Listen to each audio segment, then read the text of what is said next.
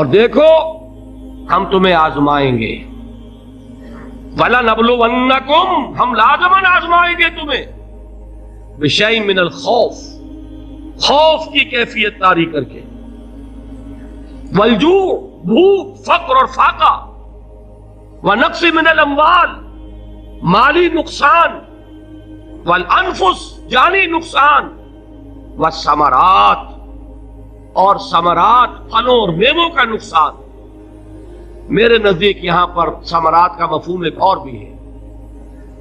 ایک تو صاف تھا کھجور کی فصل تیار ہے، غزوہ تبوک جانے کا حکم مل گیا، کون اتارے گا؟ اور کھجور وقت پر اتری نہیں، برباد ہو جائے گا۔ یہ ہو رہا ہے نا میووں کا نقصان۔ اور میرے نزدیک یہاں یہ بھی ہے، بسا اوقات بہت سی محنتوں کا نتیجہ انسان دیکھتا ہے کہ ضائع چلا گیا، میں نے 10 سال محنت کی، حاصل کوئی نہیں نکلا۔ یہ ثمرات کیا ہے؟ محنتیں، محنتوں کے ثمرات کا ضیاع۔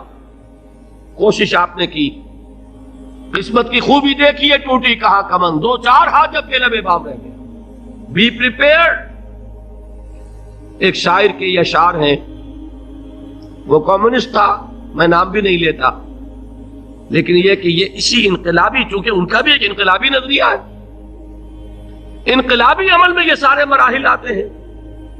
کوئی سیٹ بیک آیا، فرض کیجئے کوئی ناکامی ہو گئی، تو اپنے ساتھیوں کو دل بندھانے کے لیے یہ فصل امیدوں کی ہمدم اس بار بھی غارت جائے گی، سب محنت صبحوں شاموں کی اب کے بھی اکارت جائے گی۔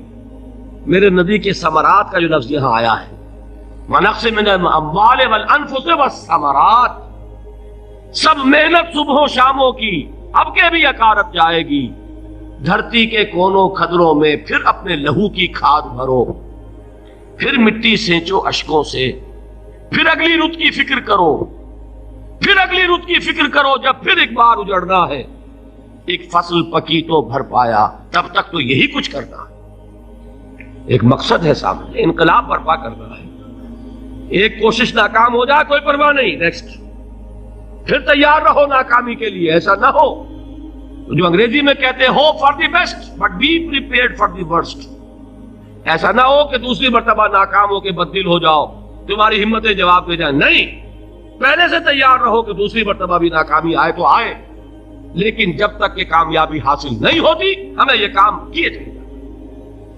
دیکھیے سیرت میں آیا کہ نہیں یہ واقعہ؟ بدر میں مسلمانوں کو فتح ہوئی تو احد میں زک پہنچی کہ نہیں؟ 70 صحابہ شہید ہوئے کہ نہیں؟ اگر ان کی ہمتیں جواب دے جاتی تو گاڑی کیسے چلتی آگے؟ تو فرمایا وَلَنَبْلُوَنَّكُمْ بِشَيْءٍ مِّنَ الْخَوْفِ وَالْجُوعِ وَنَقْصٍ مِّنَ الْأَمْوَالِ وَالْأَنفُسِ وَالثَّمَرَاتِ، ہم تمہیں لازماً آزمائیں گے، خوف کی کیفیت سے، فقر و فاقے کی کیفیت سے، بھوک سے، جان کے نقصان سے، مال کے نقصان سے، محنتوں کے حاصل کے ضائع ہو جانے سے۔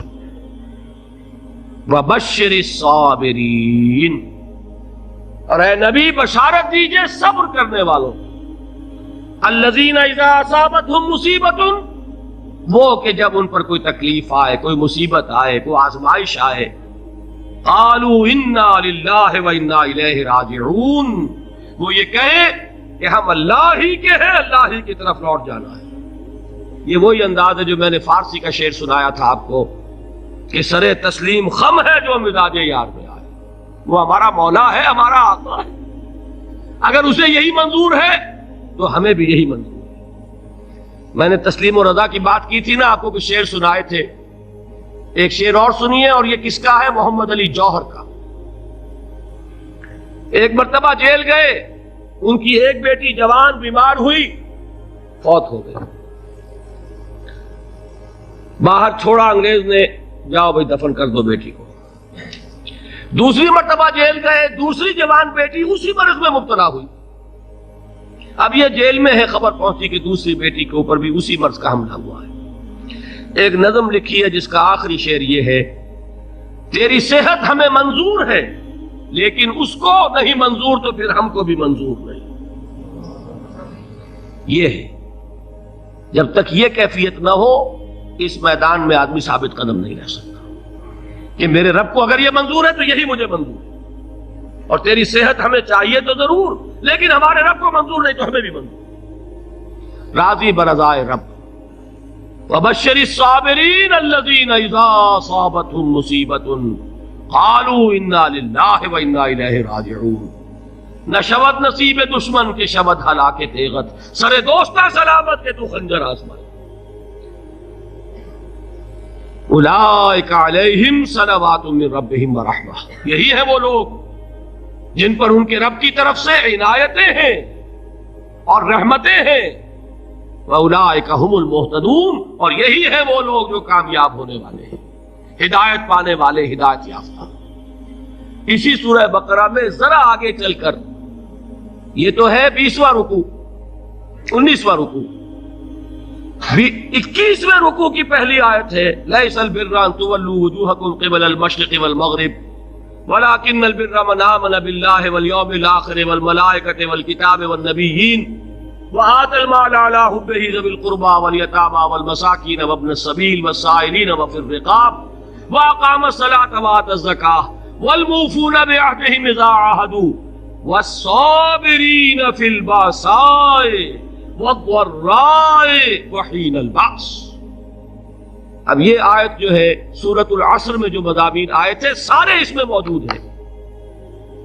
وہاں ایمان کا لفظ آیا، یہاں 5 ایمانیات کی تفصیل آ گئی، اعمال کی تفصیل آئی، اور آخری بات وہاں کیا ہے وَتَوَاصَوْا بِالصَّبْرِ، اور یہاں کیا ہے وَالصَّابِرِينَ فِي الْبَأْسَاءِ وَالضَّرَّاءِ وَحِينَ الْبَأْسِ، اور صبر کرنے والے۔ اصل نیکی ان کی ہے جو صبر کریں، کس میں؟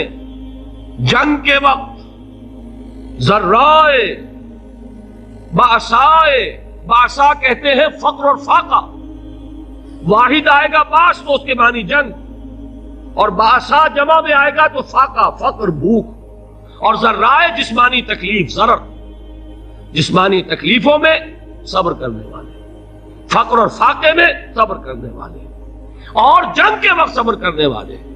اولئک الذین صدقوا واولئک هم المتقون، یہ ہیں وہ لوگ جو صبر کرنے والے ہیں، یہ ہیں جو سچے ہیں، جو اپنے دعوے میں نیکی کے اور ایمان کے ثابت ہیں، اور یہی وہ لوگ ہیں جو متقی۔ اگلی سورت ہے سورہ آل عمران، اس میں 2 لفظ آئے ہیں، آخری آیت یا ایھا الذین آمنوا اصبروا وصابروا ورابطوا واتقوا اللہ لعلکم تفلحون۔ دیکھیے یہاں صبر اور صابر جو تعلق جہد اور جہاد کا ہے وہی ہے صبر اور مصابرت۔ صبر ایک طرفہ عمل ہے، آپ جھیل رہے ہیں، برداشت کر رہے ہیں، صبر علی المعصیہ، صبر علی الطاعہ، صبر علی الابتلاء، یہ سب کیا ہے؟ صبر۔ اور مصابرت کیا ہے؟ صبر کا صبر سے مقابلہ۔ یہ سورہ آل عمران، اب وقت نہیں ہے، میں آپ کو سناتا اللہ تعالیٰ نے کیسے کیسے مسلمانوں سے کہا، مسلمانوں تمہیں زک پہنچی ہے تو انہیں بھی تو پہنچی تھی، ان کے 70 نہیں مارے گئے تھے بدر میں، ان کے حوصلے جو ہیں وہ تو پست نہیں ہوئے، وہ اگلے سال آ گئے تم پر چڑھائی کر کے، تم کیوں اتنا برا مان رہے ہو؟ تمہارے دل اتنے زخمی کیوں ہو گئے؟ تمہیں تکلیف پہنچتی ہے تو انہیں بھی پہنچتی ہے۔ اپنی غیرت جو ہے ہمیں ذرا اس کا جائزہ لینا چاہیے۔